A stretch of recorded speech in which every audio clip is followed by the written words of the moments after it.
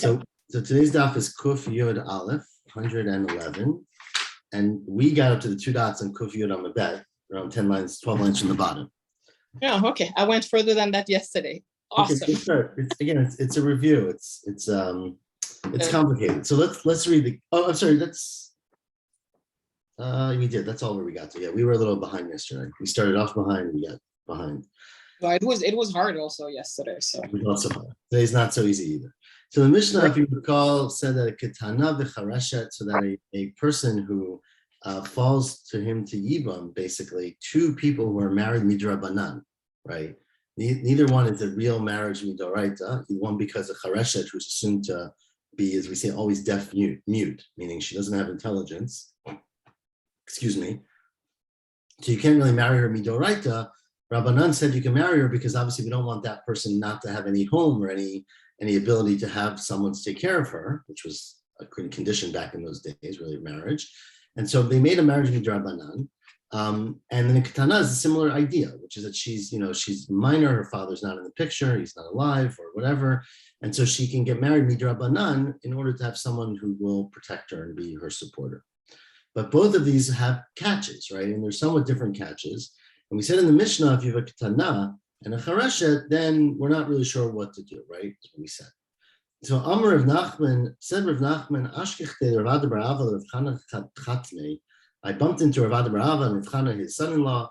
The Yatvi v'kamikavu akafta b'shuka de pumpadita. They were sitting around gathering. Rashi says the first Rashi has this. They were gathering people around them. They were having a big, together. Sorry. I said they were schmoozing.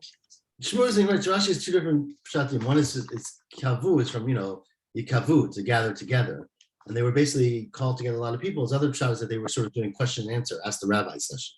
Oh, right? Okay. So they were like asking for give us challenging cases. Either way, they were in the shuk and pupadita. It's a very public thing. The Amri, and they said, Haditzna, this that we said in our Mishnah, Ketana b'chareshet. If you have who fall to Yibam, a Ketana and a Chareshet, ein bia achat mehem poteret sarata, that the bia of one of them does not pop to the other, because even though they're both married, midrabanan, and so you would imagine that the ziga that falls to the brother is the equivalent, right? They're two marriages drabanan. They're not. There's different levels of partial marriage, so to speak. Says that's what the Mishnah said. Said Rav Nachman said Rav Ada bar Ava and Rav Chana. That is, most understand that this is something we do not adopt at the end, because this is very, very far-fetched to imagine this.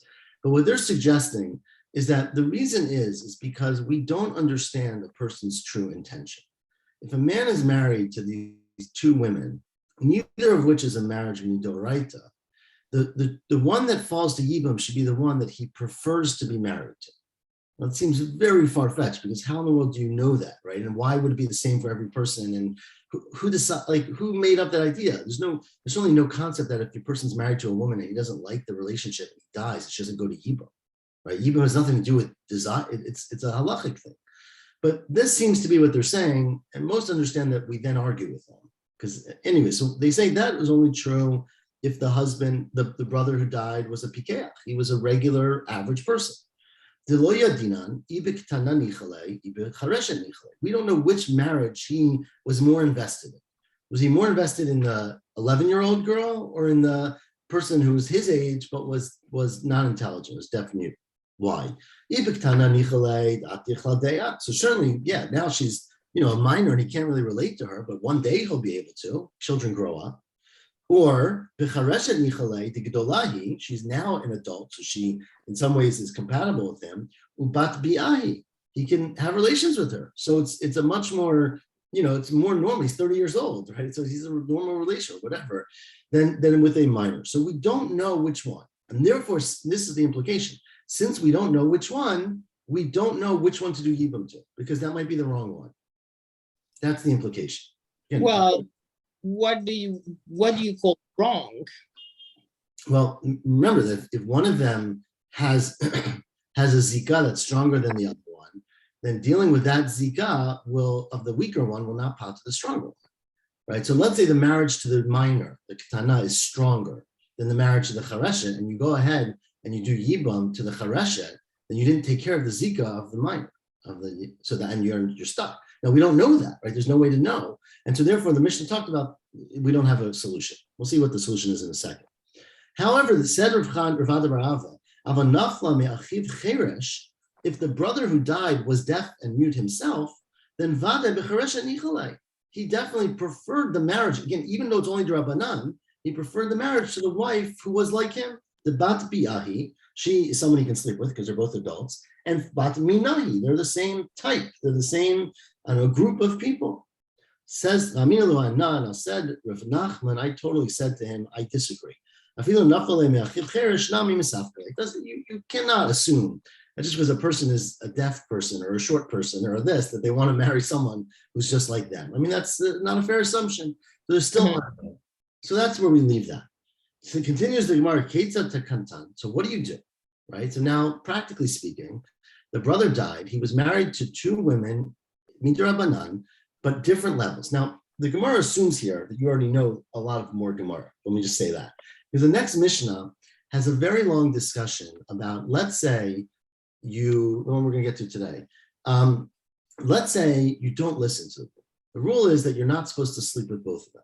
But let's say you do. Let's say a person, they fall to Yibam, the man sleeps with the minor, and then he sleeps afterwards with the Charesha, or the opposite, right?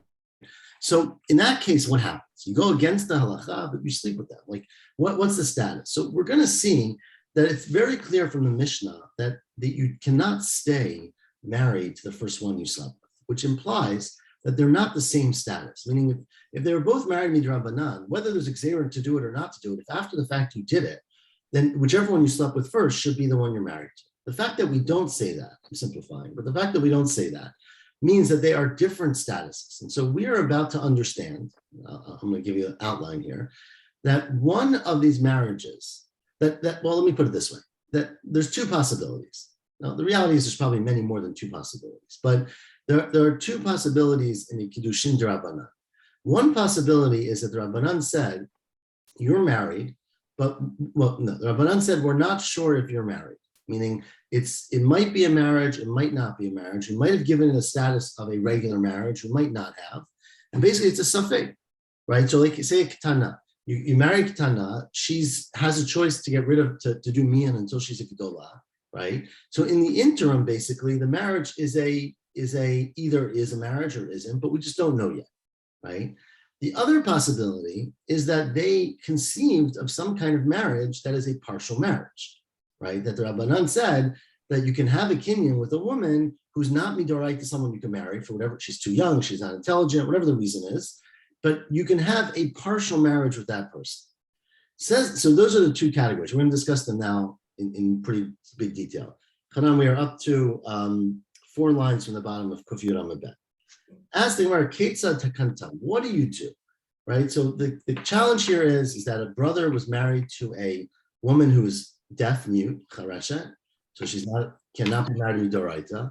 He was married to a 10-year-old girl who's married off by her mother, so it's not married to Doraita, and then he dies. So the Mishnah said you can't do Yibam and Chalitza to one of them, does not part of the Tzara, because they're not in the same category of marriage. So what do you do? Amar Chisda Amar Rav, Kones HaChareshet Motzia Beget. What you should do is you should sleep, the brother should do Yibam to the Chareshet, the one who's deaf mute, and then give her a get. So he can do Yibam, but he can't stay with her. Remember, you can divorce her Bal Karcha, so even though you can't really marry her Midoraita, you can divorce her, it's not a problem. He divorces her, and then Ketana, Tamtina Tegdil B'Tachlotz. The Ketana, you have to wait till she's an adult. You can't do Chalitza when she's a minor. Once she's an adult, you do Chalitza. So basically, you dealt with the Zika from the Chareshet, and then you freed her, right? You slept with her to do Yibam. You can't do Chalitza to Chareshet, but you did Yibam to her, and then you gave her a get, because you're not allowed to stay with her. Just in case you can't be with her, you have to be with the Ketana. You can't be with the Ketana, wait till she's an adult, do Chalitza, and then both women are free to marry anyone they want, I guess as long as it's not a Kohen, okay? Amar of Chisda, now says Rav Chisda, and this is really the whole crux of today's daf in the next line. Shmamina, you see from here, Kesavar Rav, the Rav holds a Chareshet Knuya Umishuyeret. To get these lines, because they're really critical. That a Chareshet, a marriage between a man and a woman who is a deaf mute, is a kind of kinyan that leaves something behind, meaning it's not a complete marriage, because midoraita you can't do it. It's a partial marriage, basically. It's knuya, it's marriage, it's kona and mishuyeret, and something's left behind, right? And kitana, knuya ve'eno knuya. But a minor, the way they set up the marriage is that it's either married or not married, and it's just in limbo. So it's either all the way or nothing. We just don't know which one. So practically speaking, it's a safek, but in reality, it either is or isn't married. Now, why do we say that? Says the Gemara, Isan kedaita, the opposite. Imagine it's the opposite way, and then we'll show that that can't make sense.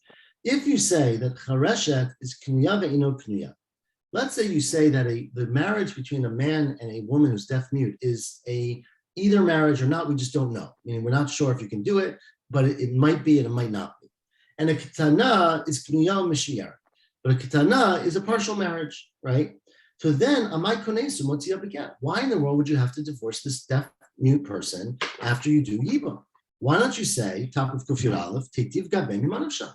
Stay with him regardless, meaning no matter how you think of their marriage, she can stay married to him. Because look, either if you're assuming, which we don't, that she's either married or not married, right? Because if she was married to the other brother who died, then hakanuyahi, then he did yibum to a woman who's fine, and then he could stay married to her, right? And the kitana is out of the picture.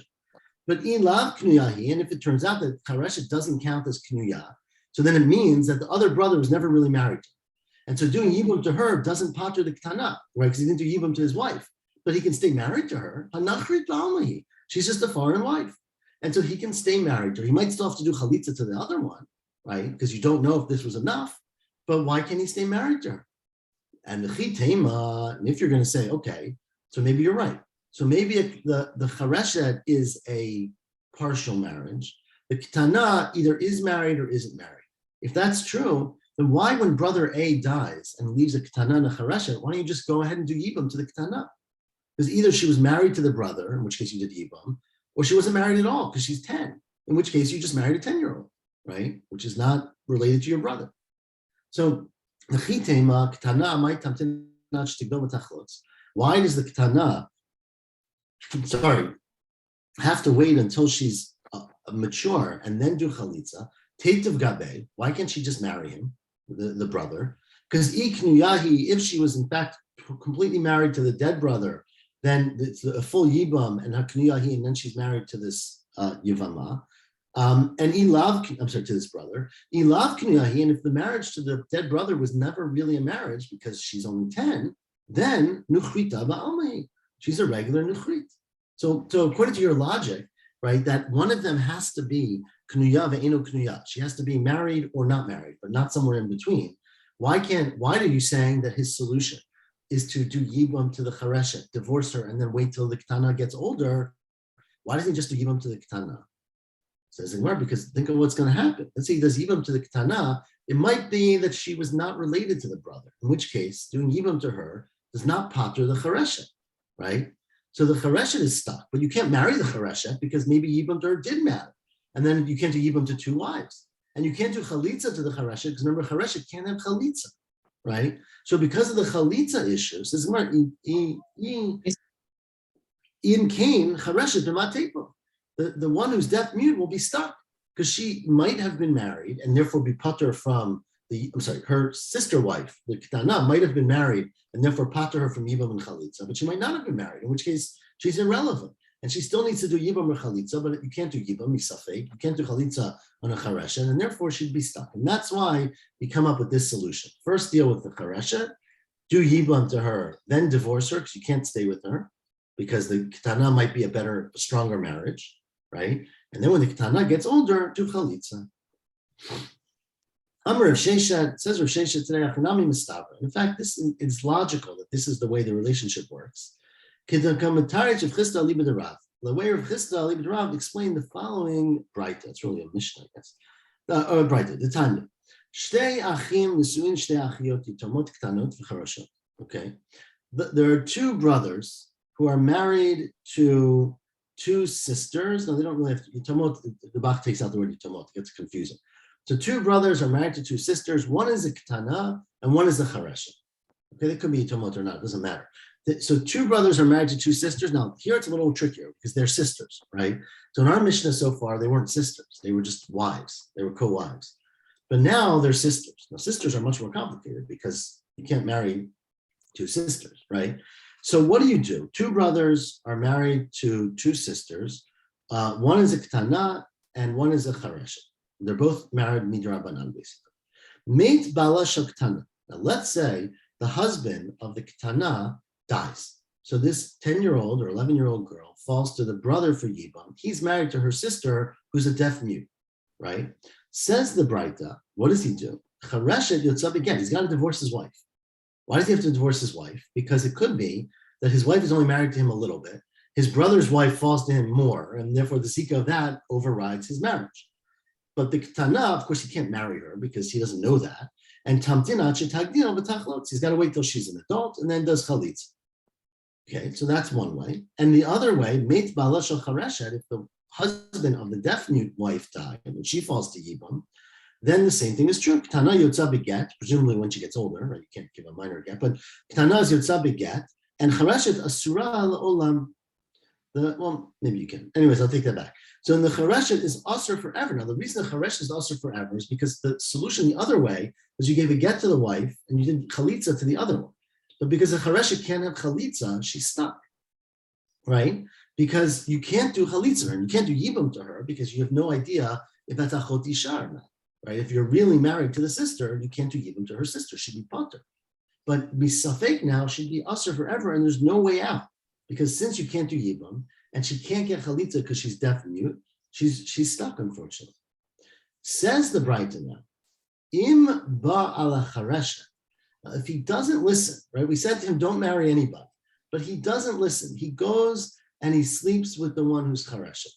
So he goes and he does yibam, even though we told him not to. Says the Braita, notein la get v'hutra. Well, then he's got a solution. He can give her a get and be mutar, right? Because he wasn't supposed to sleep with her, but now sleeping with her, mimanavsha. If she fell to yibam, then he did yibam, right? And he gave her a get. And if she didn't fall to yibam, then she doesn't need to be with him ever, right? So although he's not supposed to do it because it might be over an Isser, he might be sleeping with his wife's sister, yeah. Still, the fact is that he did it, and now he fulfilled his yibam. And if there's no yibam to fulfill, then she's mutter anyways, right? So that's what the Braita says. Now says if Chisda, sorry, is that love for him? No, he's not supposed to do it. But if he does it, okay, so but he's not supposed to. Now, if you understand that the relationship between a chareshet is that she's knuya mishiyar, she's partially married, but not completely married, and a ketana is knuya ve'eno knuya. Ketana is either all or nothing. She's either married or she's not married. So then, mishum hachi chiba chareshet notin laget mehutra. I understand now why, if you slept with the one who fell from the brother, who was a chareshet, you can then give her again and permit her. If the wife, this brother number 2, is married to Ketana, if that's a real marriage, then the sister wife, her sister, doesn't even fall to even because she's achot isha, right? And this marriage and divorce is all sham, and it's an isser, right? You can't sleep with your wife's sister, but after the fact, she's permitted. But any lav knuya, and if the marriage to the minor is not a marriage, then there's no achot isha because he's not married to the sister, and then he did a good yibam, right? Shaper miyabim, then he did a good yibam. So I understand the Braita. If you have the opposite, we say that the relationship between a man and a deaf mute woman is maybe he's married, maybe he's not married, and a ketana is knuya mishuyar. Ketana is partially married until she becomes older. Then kiba chareshet amainotin leget mutra, right? Why in the world, when he sleeps with the chareshet, is he able to give her a get and permit her havila bi'ah psula? It is a bi'ah that is absolutely prohibited. Well, how's it prohibited? Because remember, if the ketana is partially married, then she is achot isha partially, right? She's a wife's sister of a partial marriage, which there's no way around that. There's for sure prohibited to sleep with her. And remember, the rule is that bi'ah psula lo patra, that if a person sleeps with a woman who he's not supposed to sleep with, it doesn't fulfill the mitzvah of yibam, and you still need to do chalitza, right? So remember, in the first way we looked at this, either the minor was married or not married. If she was married, then her sister does not need Yibam. When the man slept with her, he slept with Achot Isha. He's over an Isser, but he wasn't doing Yibam and being over the Isser. He doesn't need to do Yibam. And if he wasn't married to the minor, to the Ketana, then he has to do Yibam, and then it's a fine act. So there's no way in that saying that we counted the act of Biyah as a Yibam. But now we're saying, if the marriage to the Ketana is a partial marriage, then sleeping with her sister is a Biyah Psula, is a prohibited act. And a prohibited act cannot fulfill the mitzvah of Yibam. You still need Chalitza. That's right, you're right, but that's only one Tana. How many? Rabbi Nechemia, Hidamar Biyah Psula, Potaret Michalitza. And Nechemia disagrees. And Nechemia says that even a Biyah Psula will pater you from Chalitza. And so we must be going according to Rabbi Nechemia. Says, well, that's not very logical. You're Rabbi Nechemia. Look at Emasef. Look at the next case in the Bright. What does the next case say? Misha, now we're at the fourth or fifth wide line. Misha Haya Nasoi Shtei Yitomot. Let's say a person is married, again, we can take out the word Yitomot. A person is married to two women, Kitana v'Chareshet. One is a minor, so he's married midrabanan, and one is a deaf mute woman who's married midrabanan. Umeit, and then he dies. So his brothers, his surviving brothers, have a choice. They got to do Yibam or Chalitza. They got to figure out what to do. Says the Braita, Ba Yavam ala Ketana. Let's say brother who's a Yavam goes and he sleeps. He consummates the marriage as Yibam to the minor.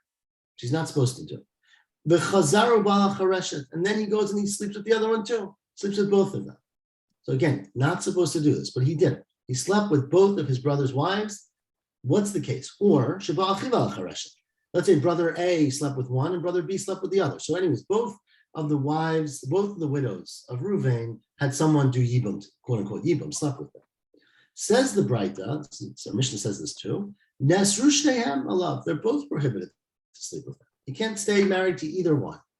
Ketzav Tekantam, so what do you do? So Chareshet Yotzia beget. He's got to give a get to the Chareshet and say, I'm really sorry, I was a little rash in getting married to you. I'm not allowed to stay with you. Here's a get.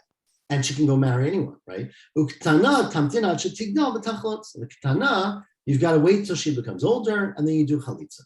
Now, that's what the Braita says. I understand that if the Chareshet is Knuya or Mishiyaret, so her relationship with her first husband was a partial relationship. She then fell to Yibam, right? And the Ketana is Knuya ve'eno Knuya, it's maybe or maybe not. And it's the Rabbanan who say that a Bi'ah Psula does not count for Yibam, right? Then I understand Mishum Hachi Tamtina Shtigdal v'Tachlitz. I understand why we made a Gezerah that if a person sleeps with the Ketana, doesn't count as Yibam, right? Because it might be that he's not married to her, right? And it might be that he's met, well, we'll see why in a second. It's something that bothers us, therefore it doesn't count as Yibam. The Dilma Kadam Ubal Chareshet Beresh, because we're afraid that what's going to happen is, if we say, let's say we said that you can give a get, right? We're afraid that in a circumstance where, again, two women felt it, a Chareshet and a Ketana, let's say the brother goes and sleeps first with the Chareshet. So maybe doing Yibam, maybe not. Then he goes and sleeps with the Ketana, right? So what are we going to say now? Give a get to her? Because either you did Yibam or you didn't. The Havile Bi'ad Ketana Bi'ah Psula.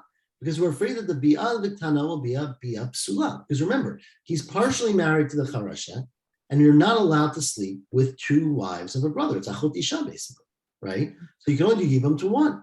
So therefore, the Yibam to the second one does not count, and it's a Bi'ah Psula. If you hold that this Braita is Rabbi Nechemia, who says that even a Bi'ah Psula, it doesn't matter if you're not supposed to do it. It's an act of Yibam. Hamar Bi'ah Psula Patra. El Shmamina Rabbananhi Shmamina. And so you basically can prove from here that in fact this is the Rabbanan, and the reason why a person who sleeps after the fact, he's not supposed to, but he goes and he sleeps with the Chareshet, right? That it patters the other one from Yibam is because the Chareshet is Knuya or Mishuyar, right? She's Knuya and left behind, and therefore it's partial marriage, and it won't interfere necessarily with the other marriage of the Ketana.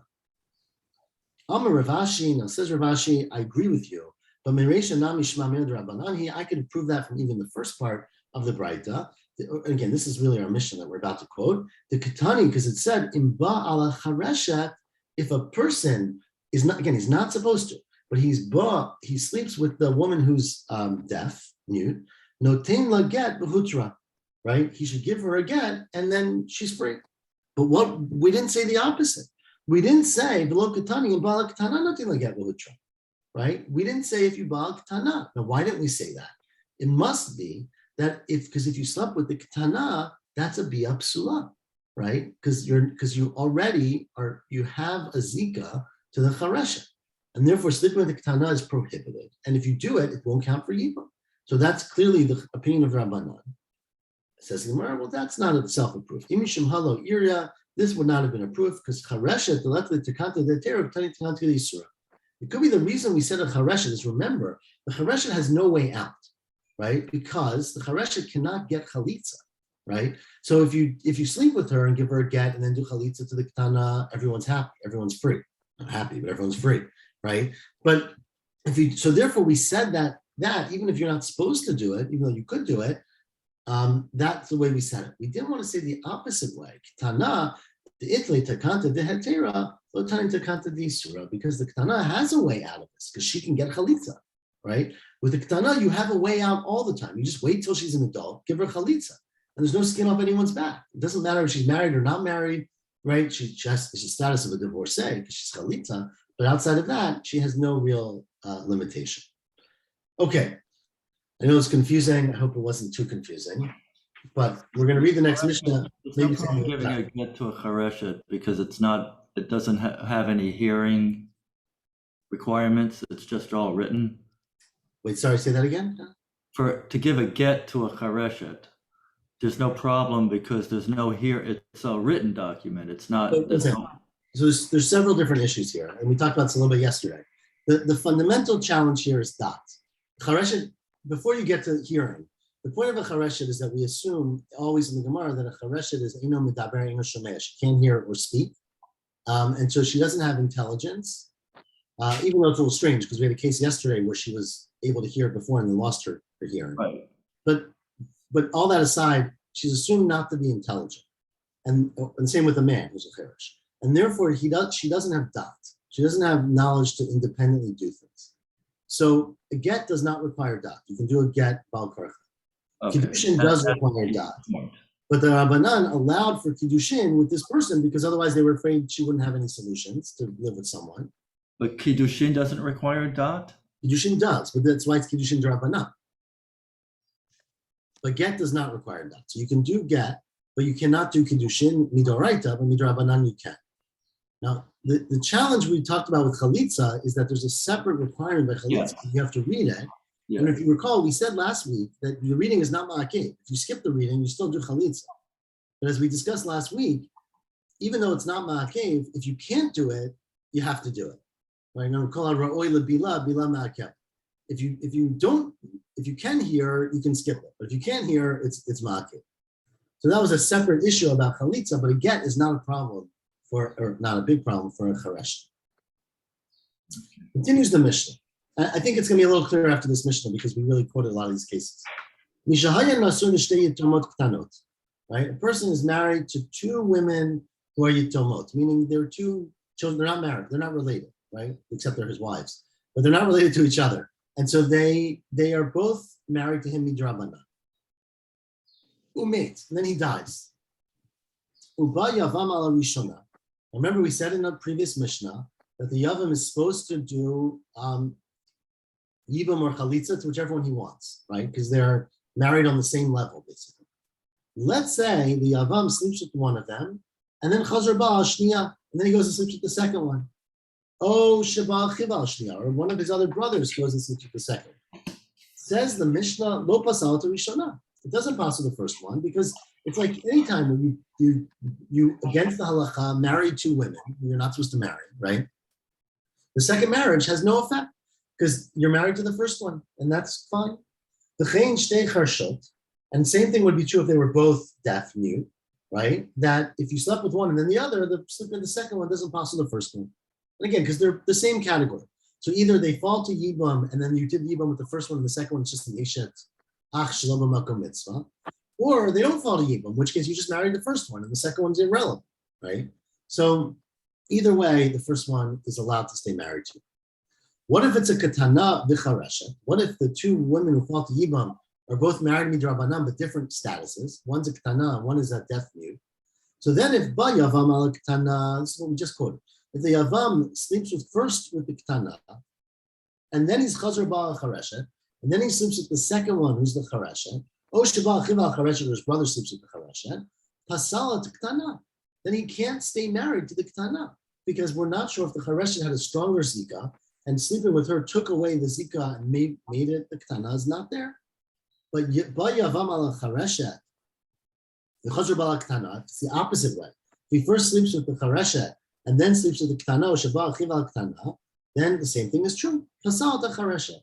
Because again, in all these cases, we don't know which marriage is superior, and so the second one may supersede the first one, it may not.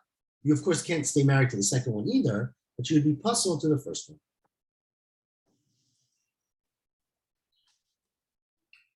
Continues the Mishnah, pikachat v'chareshet.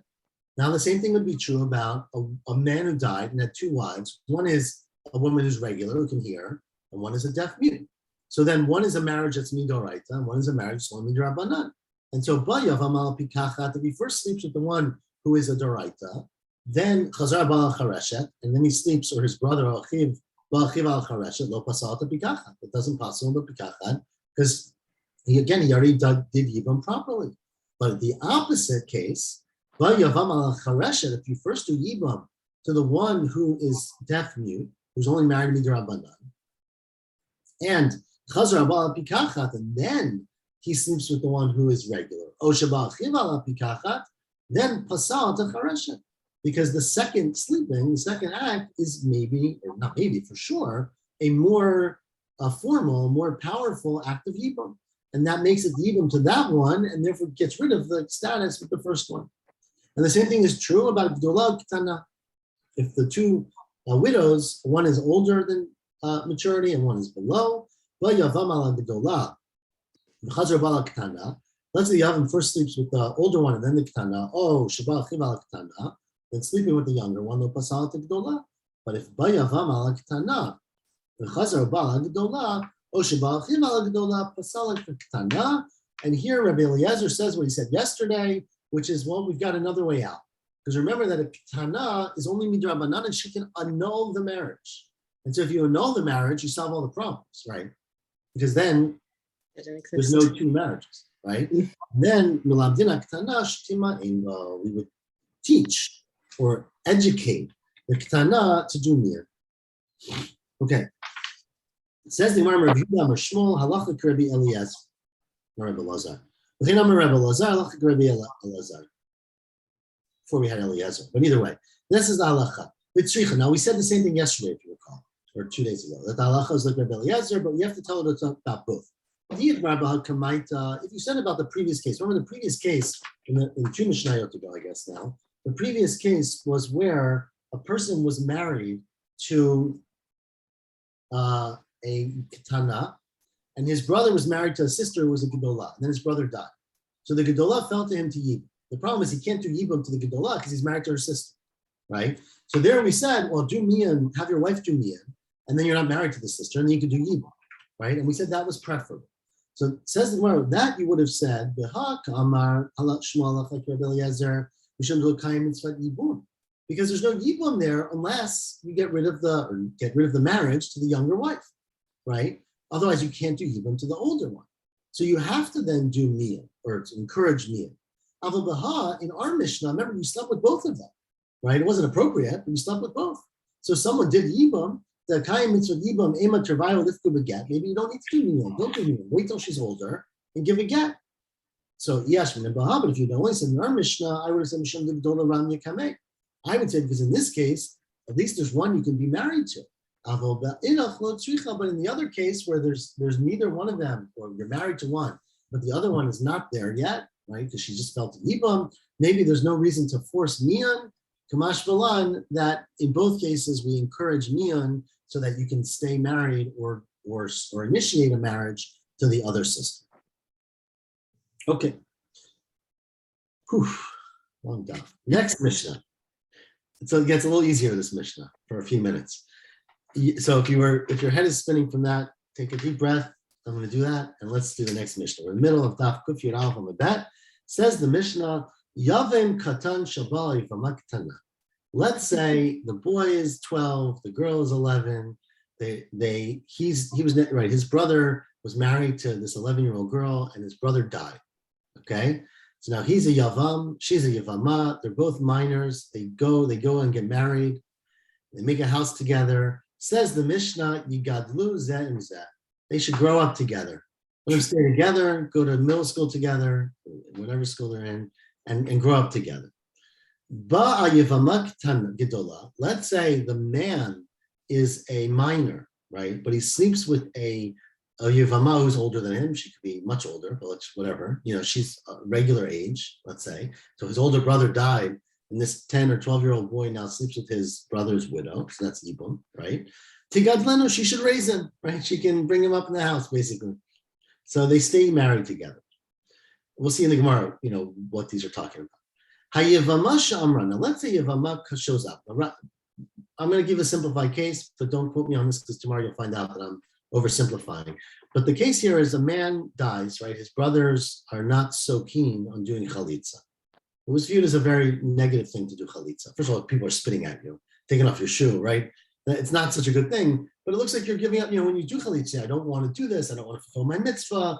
It sounds very negative. So the brother doesn't want to do chalitza, but it turns out he's not really that eager to marry his brother's widow, right? So he claims to do yibum. They have a big wedding, and then a week later, or 2 weeks later, he gives her a get, and he divorces her. Okay. Some chalitza, the rabbis are requiring it. Right? We're about to get there. We're about to see this. Correct. But let's say again, I'm anthropomorphizing. Whatever the reason is, he didn't do chalitza, right? He married her. A couple weeks later, he gives her a get. Okay. They come to court, and the woman claims in court, "This is wonderful that he gave me a get, and I can go get married, but he never slept with me. And if he never slept with me, there's no yibum, right? And therefore, a get's not going to help me, right? Because I had to have yibum or chalitza. If he's not going to sleep with me, because he really doesn't want to be with me, he has to do chalitza. Giving me a get doesn't solve anything. So Yevamah shows up. Shamra b'tok shloshim yom lo nivalti. It's less than 30 days from the marriage, from whatever the marriage was. I never had sex with him. I never slept with him. So then we trust her. We'll see in the Gemara, what does he say? But we're saying now in the Mishnah, we trust her. Kofin oto shiachlotzlo. So we force him to do chalitza. Because it's not, you can't leave her as an aguna. We force him to do chalitza. Okay? However, says the Mishnah, if they've been married for more than 30 days, then we don't believe her. Why don't we believe her? Because we assume that if people are in a home together for that long, he's for sure going to have slept with her. Period. That's the assumption. Now, of course, the question then comes up, which is very important halachic questions. What if he's on a trip? What if he's away? What if, there's you can see a lot of scenarios. But again, that's not really our issue right now. The assumption is that he did sleep with her. She goes up to bed, she says, look, I never slept with the guy. I'm not a Yevama. I can't go marry anyone. So she's stuck, right? Because he says, I slept with her, and here's your get. You're divorced. Have a good life, right? She says, I'm stuck. I still have Zika. So she has made herself awesome. She can't marry somebody else because she claims that she never did Yibo. And we don't believe her. So right, in that case, so she should just lie and say that right? She did, or whatever. You don't tell us, right? No, but that basically she would be in better situation if you just. It could be. Maybe she's a very honest person. Maybe she was not that. I understand. Says the Mishnah. So what do? We beg him. We ask the guy. We say, please do chalitza. I know you think you don't need to do chalitza. You did yibam. You gave a get. But look, this woman is stuck. Can you please give her chalitza? So, but we can't force him because we don't trust her. Okay. Bizman shehu modeh. Now, if he admits and says, "Oh yeah, I didn't sleep with her," then I feel like she's been married for a year, for eternity. It doesn't matter if he admits he didn't sleep with her. Then we force him to do chalitza. Because if you're not going to do yibam, we force him to let her go free. Now, what does force mean? I don't know. It's a really good question, right? He was never married in the first place. So, I mean, if he never did yibum, there's just a zika. Oh, yeah, that's the problem. She's stuck. Right. So we force him to do chalitza to free her. Okay? Hanoderet hanami yevama. Now let's say, this is also an interesting case. Let's say a woman made a neder that she's never going to get hana'ah, have no benefit from this guy. She really hates him. Her husband's brother is a real no good Nick. And she says, I never want to get anything from him. I want no interaction with him. Of course, then unfortunately her husband dies. And now she falls to him to Yibam. So what do you do now? She has a neder and she can never be with him, right? Get it annulled, maybe. Maybe. Says the Mishnah, if she did it while her husband was alive, so we force him to do chalitza. Because he can't do Yibam, she's limited, she has a neder, so we force him to do chalitza. But if she made the neder after her husband died, that's inappropriate. She's gaming the system, right? She's like, you can't get out of Yibam by making a neder. So then, we can ask him kindly, would you please do her a favor? But we won't force him because it's her problem that she made this neder. And in the kavna, if it's clear that she really intended this because she was afraid of Yibam, even in the life of her husband, that's not enough. We say you can't make a neder to sort of, short circuit the requirement of Yibam, and therefore you're stuck. It's your problem. You don't have to do anything. You'll be naguna the rest of your life. You can beg him to do chalitza, you can try to pay him off or whatever, but that was your neder, it was your choice. You can't force him to do Yibam or to do chalitza because of your neder. Now, says the Gemara, let's go to the first part, where if they're both minors, we said they stay married. Lema matnitin d'lo Rabbi Meir. It seems like it's not like Rabbi Meir. Tanya Rabbi Meir holds katanu ketana lo chotzim lo miyabim. Rabbi Meir. Meir says that a minor or a man or a woman who's a minor cannot do Yibam or chalitza. Our Mishnah makes it sound like they did a fine Yibam, they stay married, and everyone lives happily ever after. Says the Gemara, no. I feel it Rabbi Meir. It could be Rabbi Meir would agree in our Mishnah that since they're both minors, it's okay. Ki Amar Rabbi Meir Gedola lekatan, Katana lekadol. Rabbi Meir said, don't do Yibam or chalitza if one of them is an adult of age and one is a minor. One of them, meaning the adult, might be committing a biyah of yisur. Because remember, you don't know if the boy, let's say she's 15 and he's 10, whatever. You don't know if he's going to mature. And remember, if he never matures, if he's a saris, then you don't do Yibam, right? And so the fact that he's 10 and has not had signs of maturity yet means that there's a possibility that she's being boel, a biyah with her it's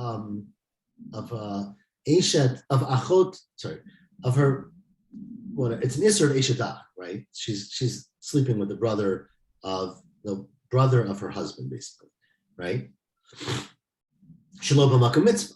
In which case, if it turns out that he's a saris, she's over an isser, or the opposite, right? If she's minor and he's an adult and she's an islandit, it would be over an isser. And so therefore, we prohibit it when one is an adult and one is a minor. But if they're both minors, now you're right. It may turn out that one of them is appropriate for Yibam and one is not. We don't know. But to Tervayo ki adadin, they're both the same in terms of halacha, meaning they're both minors. We don't really care, right? Lo amar. I mean, obviously there's a mitzvah of chinuch, but there's no real prohibition on an 11 or 12-year-old being over an isser. I mean, they're not supposed to, but there's no punishment. So therefore, our Mishnah might be going even according to Rabbi Meir. What about the next case in the Mishnah? Remember, the next case was she's an adult and he's a minor, she should raise him, right? So that's the case of Rabbi Meir. Well, that's different. Bashani. He already slept with her. It's not saying he should do it. It's saying if he did it, it's okay. What do you mean? The Mishnah says they should grow up together. She should raise him, meaning she stays with him, sleeps with him, has a regular home. They call biyah di yisrael. Every biyah, according to Rabbi Meir, would be aser. In fact, you're right. Our Mishnah is not like Rabbi Meir, and our Mishnah is the Chachamim who say that a 10-year-old and an 11-year-old can do Yibam together. Ask the Gemara, how could they do that? Kids can't have kids. And Kurikan, why don't you read here? The pasuk says, "Lahakim shem, lachiv shem." The whole point of Yibam is to have a child, to have a name for the brother. V'halav bar hachiyu. These are minors; they can't do it. Amar Abaya, you're right, but Amar Kra Yevamot yavo alav. Torah says the Yevamot sleeps with her. Kol dehu. It's a general klal. It doesn't have to be that there's making shame from every biyah. Rava says, well, you don't even need that. B'lav hachinami lo matzid amrit, because it can't be that a 10-year-old and an 11-year-old are prohibited to do Yibam But then when they become 15 or 13, they're permitted. Because is there anything where today, at the time of the death of the brother, you can't do it? And then years later, you can do it, and we say that's okay. But any